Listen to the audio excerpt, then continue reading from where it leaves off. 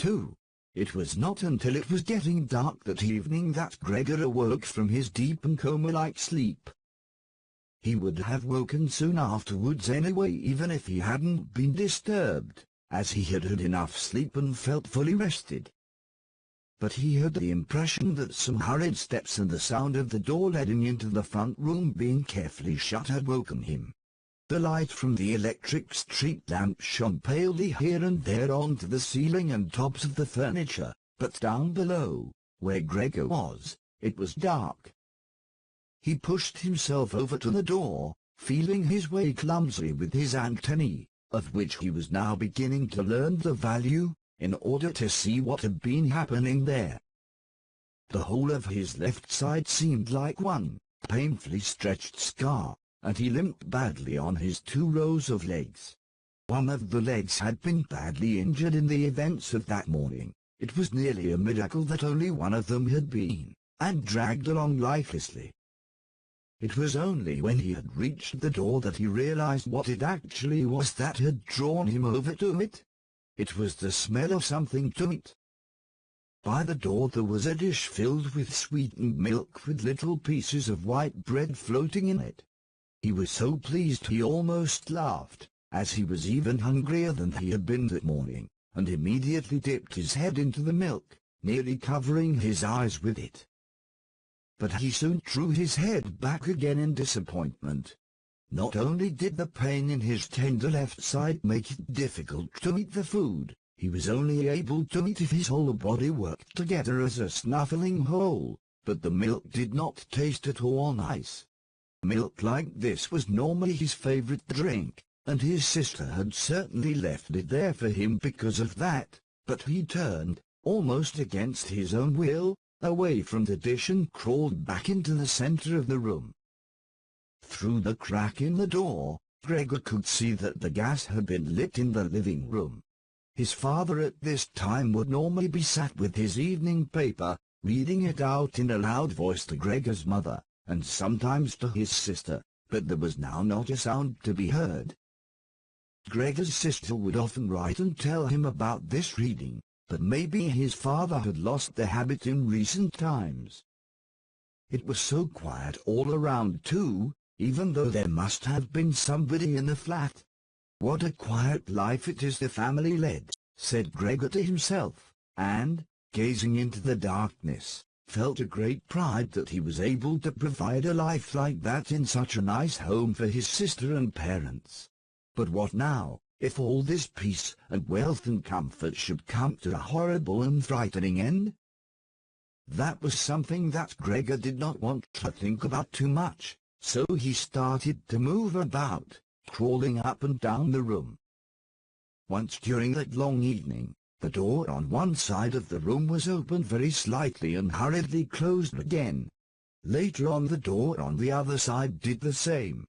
It seemed that someone needed to enter the room but thought better of it. Gregor went and waited immediately by the door, resolved either to bring the timorous visitor into the room in some way or at least to find out who it was. But the door was opened no more that night and Gregor waited in vain. The previous morning while the doors were locked everyone had wanted to get in there to him, but now that he had opened up one of the doors and the other had clearly been unlocked some time during the day, no one came, and the keys were in the other sides. It was not until late at night that the gaslight in the living room was put out, and now it was easy to see that his parents and sister had stayed awake all that time, as they all could be distinctly heard as they went away together on tiptoe. It was clear that no one would come into Gregor's room any more until morning. That gave him plenty of time to think undisturbed about how he would have to rearrange his life. For some reason, the tall, empty room where he was forced to remain made him feel uneasy as he lay there flat on the floor, even though he had been living in it for 5 years.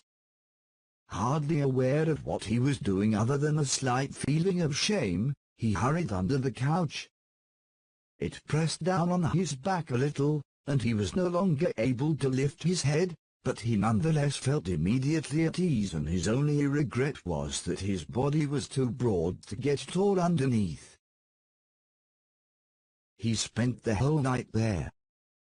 Some of the time he passed in a light sleep, although he frequently woke from it in alarm because of his hunger, and some of the time was spent in worries and vague hopes which, however, always led to the same conclusion. For the time being he must remain calm, he must show patience and the greatest consideration so that his family could bear the unpleasantness that he, in his present condition, was forced to impose on them. Gregor soon had the opportunity to test the strength of his decisions, as early the next morning, almost before the night had ended, his sister, nearly fully dressed, opened the door from the front room and looked anxiously in. She did not see him straight away, but when she did notice him under the couch, he had to be somewhere. For God's sake, he couldn't have flown away. She was so shocked that she lost control of herself and slammed the door shut again from outside.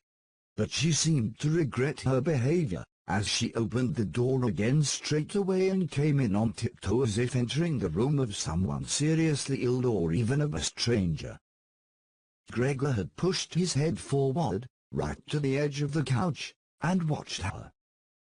Would she notice that he had left the milk as it was, realized that it was not from any lack of hunger, and bring him in some other food that was more suitable? If she didn't do it herself, he would rather go hungry than draw her attention to it, although he did feel a terrible urge to rush forward from under the couch, throw himself at his sister's feet and beg her for something good to eat. However, his sister noticed the full dish immediately and looked at it, and the few drops of milk splashed around it with some surprise. She immediately picked it up, using a rag, not her bare hands, and carried it out. Gregor was extremely curious as to what she would bring in its place, imagining the wildest possibilities, but he never could have guessed what his sister, in her goodness, actually did bring. In order to test his taste, she brought him a whole selection of things, all spread out on an old newspaper. There were old, half-rotten vegetables, bones from the evening meal, covered in white sauce that had gone hard, a few raisins and almonds, some cheese that Gregor had declared inedible 2 days before, a dry roll and some bread spread with butter and salt. As well as all that, she had poured some water into the dish, which had probably been permanently set aside for Gregor's use, and placed it beside them. Then, out of consideration for Gregor's feelings, as she knew that he would not eat in front of her, she hurried out again and even turned the key in the lock so that Gregor would know he could make things as comfortable for himself as he liked.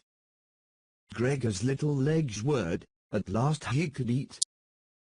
What's more, his injuries must already have completely healed, as he found no difficulty in moving. This amazed him, as more than a month earlier he had cut his finger slightly with a knife. He thought of how his finger had still hurt the day before yesterday. Am I less sensitive than I used to be, then? He thought, and was already sucking greedily at the cheese, which had immediately, almost compellingly, attracted him much more than the other foods on the newspaper. Quickly, one after another, his eyes watering with pleasure, he consumed the cheese, the vegetables and the sauce. The fresh foods, on the other hand, he didn't like at all, and even dragged the things he did want to eat a little way away from them because he couldn't stand the smell.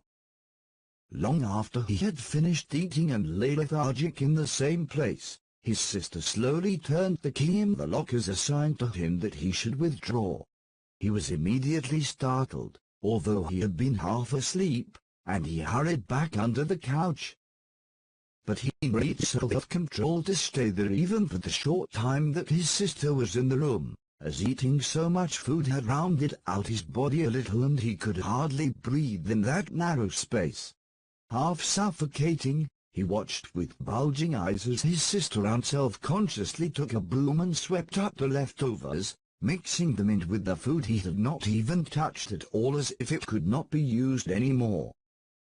She quickly dropped it all into a bin, closed it with its wooden lid, and carried everything out. She had hardly turned her back before Gregor came out again from under the couch and stretched himself.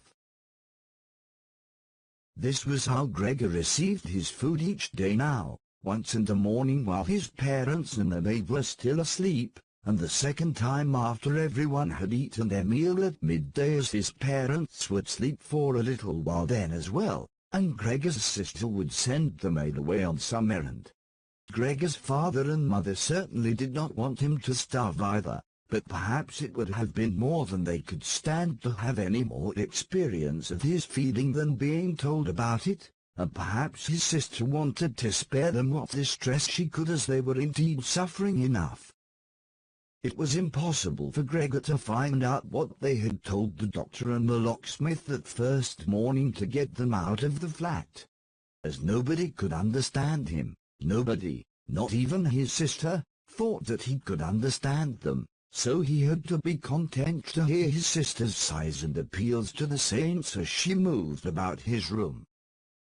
It was only later, when she had become a little more used to everything, there was, of course, no question of her ever becoming fully used to the situation, that Gregor would sometimes catch a friendly comment, or at least a comment that could be construed as friendly. "He's enjoyed his dinner today," she might say when he had diligently cleared away all the food left for him, or if he left most of it, which slowly became more and more frequent, she would often say, sadly, "Now everything's just been left there again." Although Gregor wasn't able to hear any news directly, he did listen to much of what was said in the next rooms, and whenever he heard anyone speaking he would scurry straight to the appropriate door and press his whole body against it. There was seldom any conversation, especially at first, that was not about him in some way, even if only in secret. For 2 whole days, all the talk at every mealtime was about what they should do now. But even between meals they spoke about the same subject, as there were always at least 2 members of the family at home. Nobody wanted to be at home by themselves, and it was out of the question to leave the flat entirely empty. And on the very first day the maid had fallen to her knees and begged Gregor's mother to let her go without delay. It was not very clear how much she knew of what had happened, but she left within a quarter of an hour, tearfully thanking Gregor's mother for her dismissal as if she had done her an enormous service. She even swore emphatically not to tell anyone the slightest about what had happened, even though no one had asked that of her. Now Gregor's sister also had to help his mother with the cooking, although that was not so much bother as no one ate very much. Gregor often heard how one of them would unsuccessfully urge another to eat, and receive no more answer than, "No thanks, I've had enough," or something similar. No one drank much either. His sister would sometimes ask his father whether he would like a beer, hoping for the chance to go and fetch it herself. When his father then said nothing, she would add, so that he would not feel selfish, that she could send the housekeeper for it. But then his father would close the matter with a big, loud no, and no more would be said. Even before the first day had come to an end, his father had explained to Gregor's mother and sister what their finances and prospects were. Now and then he stood up from the table and took some receipt or document from the little cash box he had saved from his business when it had collapsed 5 years earlier. Gregor heard how he opened the complicated lock and then closed it again after he had taken the item he wanted. What he heard his father say was some of the first good news that Gregor heard since he had first been incarcerated in his room. He had thought that nothing at all remained from his father's business, at least he had never told him anything different, and Gregor had never asked him about it anyway. Their business misfortune had reduced the family to a state of total despair, and Gregor's only concern at that time had been to arrange things so that they could all forget about it as quickly as possible. So then he started working especially hard, with a fiery vigor that raised him from a junior salesman to a traveling representative almost overnight, bringing with it the chance to earn money in quite different ways. Gregor converted his success at work straight into cash that he could lay on the table at home for the benefit of his astonished and delighted family. They had been good times, and they had never come again, at least not with the same splendor, even though Gregor had later earned so much that he was in a position to bear the costs of the whole family, and did bear them. They had even got used to it, both Gregor and the family. They took the money with gratitude, and he was glad to provide it, although there was no longer much warm affection given in return. Gregor only remained close to his sister now. Unlike him, she was very fond of music and a gifted and expressive violinist. It was his secret plan to send her to the conservatory next year, even though it would cause great expense that would have to be made up for in some other way. During Gregor's short periods in town, conversation with his sister would often turn to the conservatory, but it was only ever mentioned as a lovely dream that could never be realized. Their parents did not like to hear this innocent talk, but Gregor thought about it quite hard and decided he would let them know what he planned, with a grand announcement of it on Christmas Day. That was the sort of totally pointless thing that went through his mind in his present state, pressed upright against the door listening. There were times when he simply became too tired to continue listening, when his head would fall wearily against the door and he would pull it up again with a start, as even the slightest noise he caused would be heard next door, and they would all go silent. "What's that he's doing now?" his father would say after a while, clearly having gone over to the door, and only then would the interrupted conversation slowly be taken up again. When explaining things, his father repeated himself several times, partly because it was a long time since he had been occupied with these matters himself, and partly because Gregor's mother did not understand everything the first time. From these repeated explanations Gregor learned, to his pleasure, that despite all their misfortunes there was still some money available from the old days. It was not a lot, but it had not been touched in the meantime, and some interest had accumulated. Besides that, they had not been using up all the money that Gregor had been bringing home every month, keeping only a little for himself, so that, too, had been accumulating. Behind the door, Gregor nodded with enthusiasm in his pleasure at this unexpected thrift and caution. He could actually have used this surplus money to reduce his father's debt to his boss, and the day when he could have freed himself from that job would have come much closer, but now it was certainly better the way his father had done things. This money, however, was certainly not enough to enable the family to live off the interest. It was enough to maintain them for, perhaps, 1 or 2 years, no more. That's to say, it was money that should not really be touched but set aside for emergencies. Money to live on had to be earned. His father was healthy but old, and lacking in self-confidence.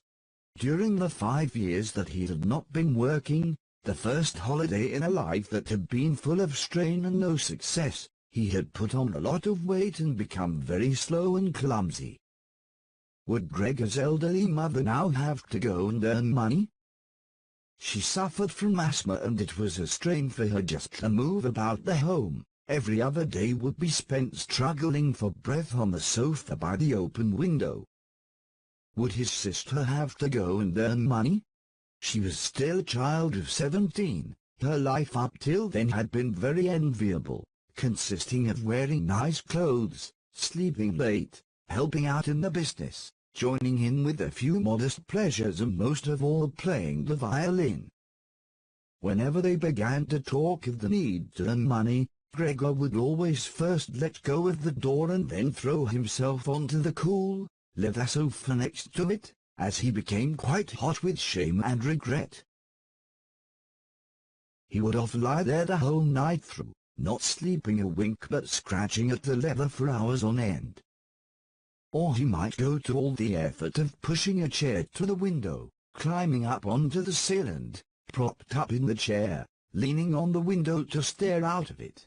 He had used to feel a great sense of freedom from doing this, but doing it now was obviously something more remembered than experienced, as what he actually saw in this way was becoming less distinct every day. Even things that were quite near, he had used to curse the ever-present view of the hospital across the street, but now he could not see it at all, and if he had not known that he lived in Charlottenstrasse, which was a quiet street despite being in the middle of the city, he could have thought that he was looking out a window at a barren waste where the grey sky and the grey earth mingled inseparably.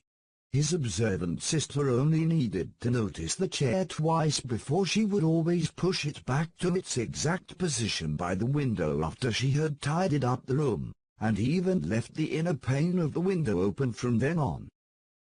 If Gregor had only been able to speak to his sister and thank her for all that she had to do for him, it would have been easier for him to bear it. But as it was, it caused him pain. His sister, naturally, tried as far as possible to pretend there was nothing burdensome about it, and the longer it went on, of course, the better she was able to do so. But as time went by, Gregor was also able to see through it all so much better. It had even become very unpleasant for him, now, whenever she entered the room. No sooner had she come in than she would quickly close the door as a precaution so that no one would have to suffer the view into Gregor's room. Then she would go straight to the window and pull it hurriedly open almost as if she were suffocating. Even if it was cold, she would stay at the window breathing deeply for a little while. She would alarm Gregor twice a day with this running about and noise-making. He would stay under the couch shivering the whole while, knowing full well that she would certainly have liked to spare him this ordeal, but it was impossible for her to be in the same room with him with the windows closed. One day, about a month after Gregor's transformation, when his sister no longer had any particular reason to be shocked at his appearance, she came into the room a little earlier than usual and found him still staring out the window, motionless, and just where he would be most horrible. In itself, his sister's not coming into the room would have been no surprise for Gregor, as it would have been difficult for her to immediately open the window while he was still there. But not only did she not come in, she went straight back and closed the door behind her. A stranger would have thought he had threatened her and tried to bite her. Gregor went straight to hide himself under the couch, of course, but he had to wait until midday before his sister came back, and she seemed much more uneasy than usual. It made him realize that she still found his appearance unbearable and would continue to do so. She probably even had to overcome the urge to flee when she saw the little bit of him that protruded from under the couch. One day, in order to spare her even this sight, he spent 4 hours carrying the sheet over to the couch on his back and arranged it so that he was completely covered and his sister would not be able to see him even if she bent down. If she did not think this sheet was necessary, then all she had to do was take it off again, as it was clear enough that it was no pleasure for Gregor to cut himself off so completely. She left the sheet where it was. Gregor even thought he glimpsed a look of gratitude one time when he carefully looked out from under the sheet to see how his sister liked the new arrangement. For the first 14 days, Gregor's parents could not bring themselves to come into the room to see him. He would often hear them say how they appreciated all the new work his sister was doing, even though, before, they had seen her as a girl who was somewhat useless and frequently had been annoyed with her. But now the two of them, father and mother, would often both wait outside the door of Gregor's room while his sister tidied up in there, and as soon as she went out again she would have to tell them exactly how everything looked, what Gregor had eaten, how he had behaved this time, and whether, perhaps, any slight improvement could be seen. His mother also wanted to go in and visit Gregor relatively soon, but his father and sister at first persuaded her against it. Gregor listened very closely to all this, and approved fully. Later, though, she had to be held back by force, which made her call out, "Let me go and see Gregor, he is my unfortunate son. Can't you understand I have to see him?" And Gregor would think to himself that maybe it would be better if his mother came in, not every day of course, but one day a week, perhaps. She could understand everything much better than his sister who, for all her courage, was still just a child after all, and really might not have had an adult's appreciation of the burdensome job she had taken on. Gregor's wish to see his mother was soon realized. Out of consideration for his parents, Gregor wanted to avoid being seen at the window during the day. The few square meters of the floor did not give him much room to crawl about. It was hard to just lie quietly through the night. His food soon stopped giving him any pleasure at all, and so, to entertain himself, he got into the habit of crawling up and down the walls and ceiling. He was especially fond of hanging from the ceiling. It was quite different from lying on the floor. He could breathe more freely. His body had a light swing to it. And up there, relaxed and almost happy, it might happen that he would surprise even himself by letting go of the ceiling and landing on the floor with a crash. But now, of course, he had far better control of his body than beforehand. Even with a fall as great as that, caused himself no damage. Very soon his sister noticed Gregor's new way of entertaining himself. He had, after all, left traces of the adhesive from his feet as he crawled about, and got it into her head to make it as easy as possible for him by removing the furniture that got in his way, especially the chest of drawers and the desk. Now, this was not something that she would be able to do by herself. She did not dare to ask for help from her father. The 16-year-old maid had carried on bravely since the cook had left, but she certainly would not have helped in this. She had even asked to be allowed to keep the kitchen locked at all times and never to have to open the door unless it was especially important. So his sister had no choice but to choose some time when Gregor's father was not there and fetch his mother to help her. As she approached the room, Gregor could hear his mother express her joy. But once at the door she went silent. First, of course, his sister came in and looked round to see that everything in the room was all right. And only then did she let her mother enter. Gregor had hurriedly pulled the sheet down lower over the couch and put more folds into it so that everything really looked as if it had just been thrown down by chance. Gregor also refrained, this time, from spying out from under the sheet. He gave up the chance to see his mother until later and was simply glad that she had come. "You can come in, he can't be seen," said his sister, obviously leading her in by the hand. The old chest of drawers was too heavy for a pair of feeble women to be heaving about, but as they pushed it from its place, his sister always taking on the heaviest part of the work for herself and ignoring her mother's warnings that she would strain herself. This lasted a very long time. After laboring at it for 15 minutes or more, his mother said it would be better to leave the chest where it was. For one thing, it was too heavy for them to get the job finished before Gregor's father got home, and leaving it in the middle of the room it would be in his way even more. And for another thing, it wasn't even sure that taking the furniture away would really be any help to him. She thought just the opposite. The sight of the bare walls saddened her right to her heart. And why wouldn't Gregor feel the same way about it? He'd been used to this furniture in his room for a long time, and it would make him feel abandoned to be in an empty room like that. Then, quietly, almost whispering as if wanting Gregor, whose whereabouts she did not know, to hear not even the tone of her voice, as she was convinced that he did not understand her words, she added, "And by taking the furniture away, Won't it seem like we're showing that we've given up all hope of improvement and we're abandoning him to cope for himself? I think it'd be best to leave the room exactly the way it was before, so that when Gregor comes back to us again he'll find everything unchanged and he'll be able to forget the time in between all the easier. Hearing these words from his mother made Gregor realize that the lack of any direct human communication, along with the monotonous life led by the family during these 2 months, must have made him confused. He could think of no other way of explaining to himself why he had seriously wanted his room emptied out.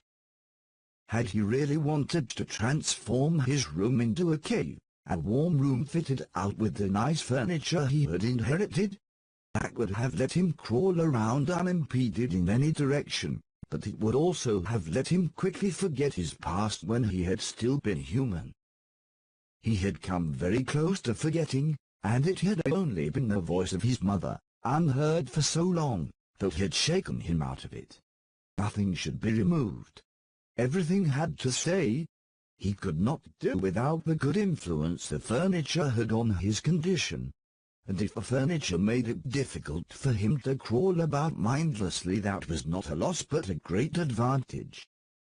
His sister, unfortunately, did not agree. She had become used to the idea, not without reason, that she was Gregor's spokesman to his parents about the things that concerned him. This meant that his mother's advice now was sufficient reason for her to insist on removing not only the chest of drawers and the desk, as she had thought at first, but all the furniture apart from the all-important couch. It was more than childish perversity, of course, or the unexpected confidence she had recently acquired, that made her insist. She had indeed noticed that Gregor needed a lot of room to crawl about in, whereas the furniture, as far as anyone could see, was of no use to him at all. Girls of that age, though, do become enthusiastic about things and feel they must get their way whenever they can. Perhaps this was what tempted Gretchen to make Gregor's situation seem even more shocking than it was, so that she could do even more for him. Gretchen would probably be the only one who would dare enter a room dominated by Gregor crawling about the bare walls by himself. So she refused to let her mother dissuade her. Gregor's mother already looked uneasy in his room. She soon stopped speaking and helped Gregor's sister to get the chest of drawers out with what strength she had.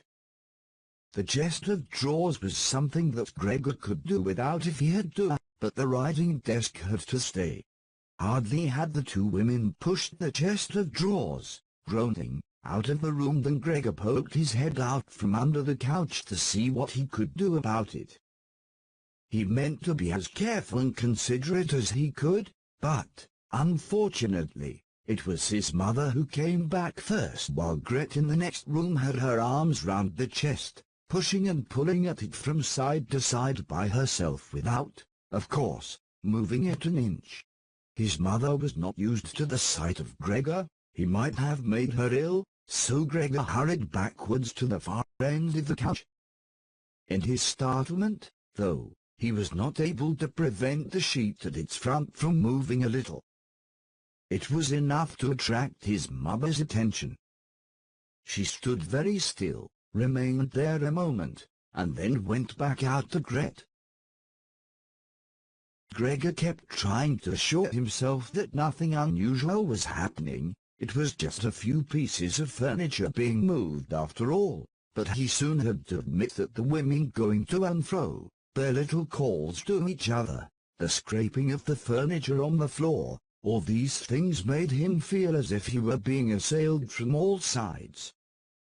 With his head and legs pulled in against him and his body pressed to the floor, he was forced to admit to himself that he could not stand all of this much longer.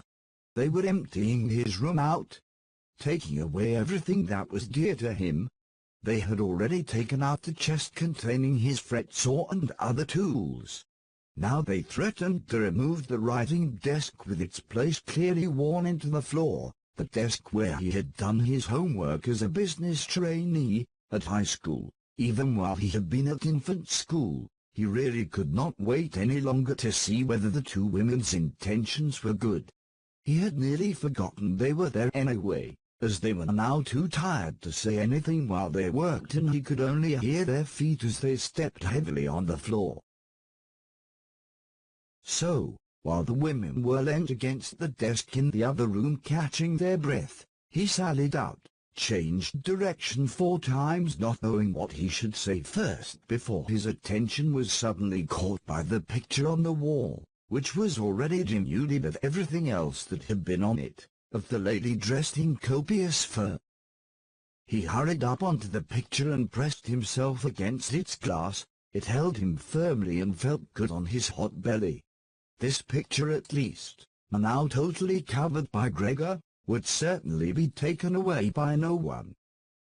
He turned his head to face the door into the living room so that he could watch the women when they came back. They had not allowed themselves a long rest and came back quite soon. Gret had put her arm around her mother and was nearly carrying her. "What shall we take now, then?" said Gret, and looked around. Her eyes met those of Gregor on the wall. Perhaps only because her mother was there, she remained calm, bent her face to her so that she would not look round, and said, albeit hurriedly and with a tremor in her voice, "Come on, let's go back in the living room for a while." Gregor could see what Gret had in mind. She wanted to take her mother somewhere safe and then chase him down from the wall. Well, she could certainly try it. He sat unyielding on his picture.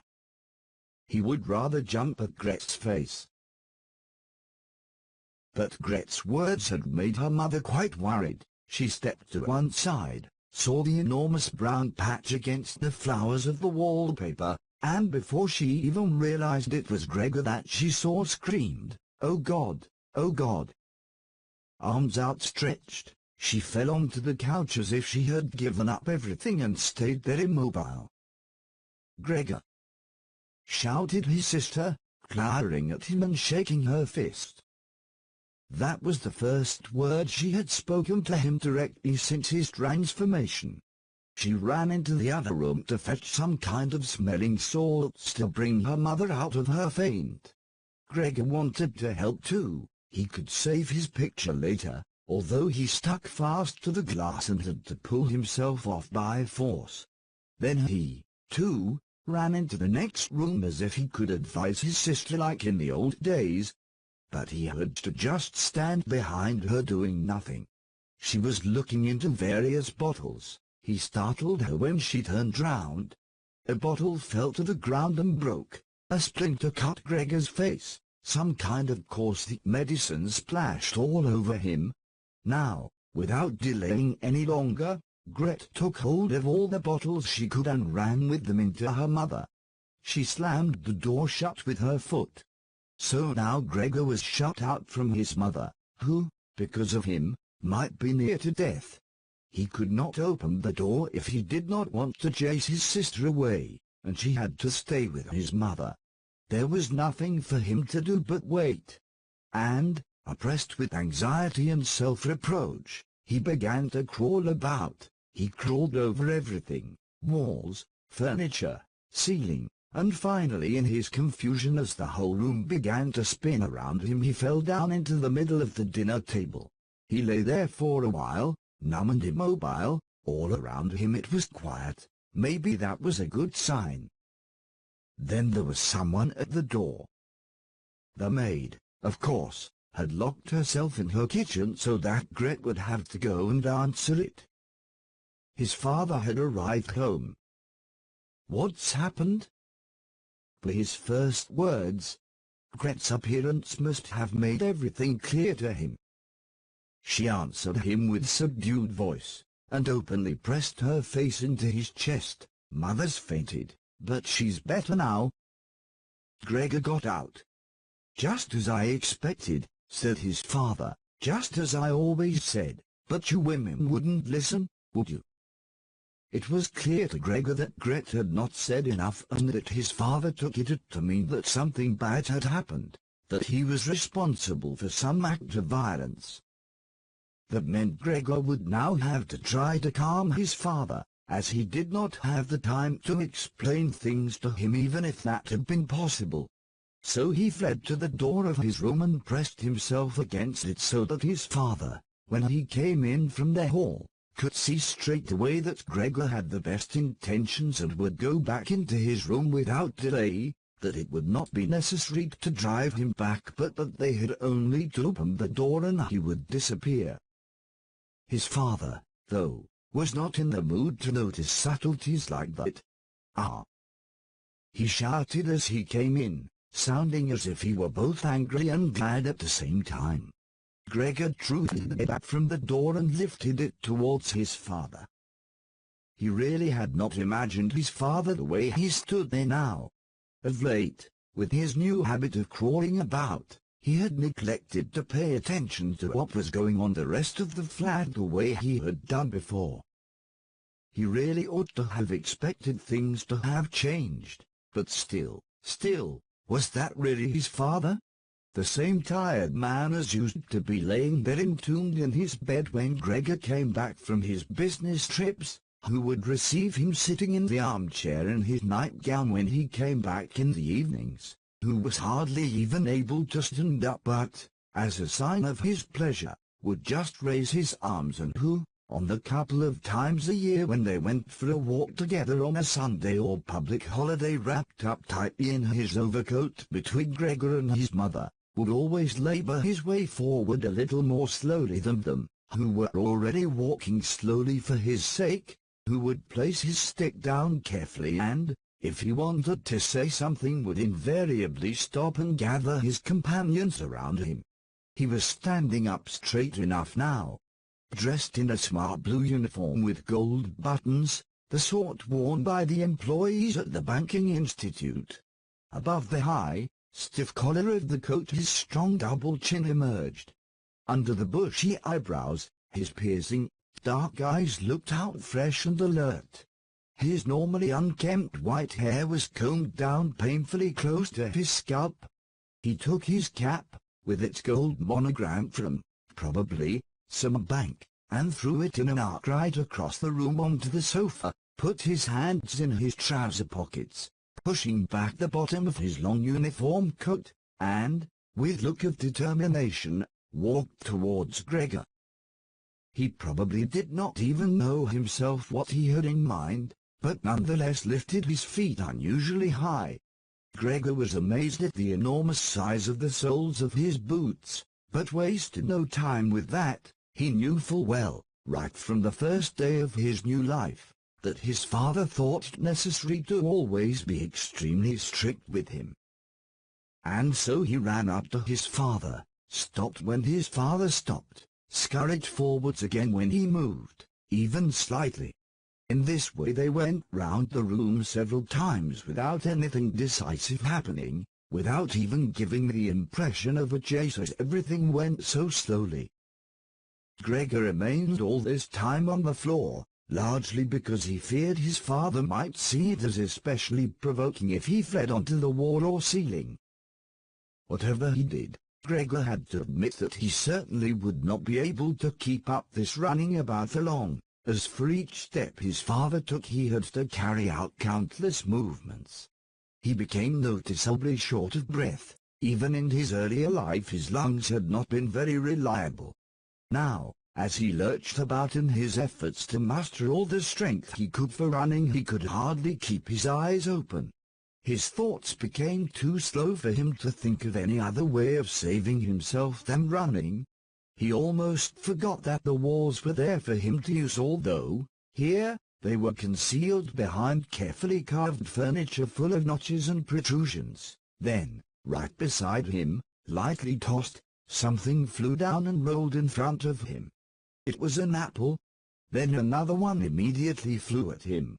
Gregor froze in shock. There was no longer any point in running, as his father had decided to bombard him. He had filled his pockets with fruit from the bowl on the sideboard and now, without even taking the time for careful aim, threw one apple after another. These little, red apples rolled about on the floor, knocking into each other as if they had electric motors. An apple thrown without much force glanced against Gregor's back and slid off without doing any harm. Another one, however, immediately following it, hit squarely and lodged in his back. Gregor wanted to drag himself away, as if he could remove the incredible pain by changing his position. But he felt as if nailed to the spot and spread himself out, all his senses in confusion. The last thing he saw was the door of his room being pulled open. His sister was screaming. His mother ran out in front of her in her blouse, as his sister had taken off some of her clothes after she had fainted to make it easier for her to breathe. She ran to his father, her skirts unfastened and sliding one after another to the ground. Stumbling over the skirts, she pushed herself to his father, her arms around him, uniting herself with him totally. Now Gregor lost his ability to see anything, her hands behind his father's head begging him to spare Gregor's life.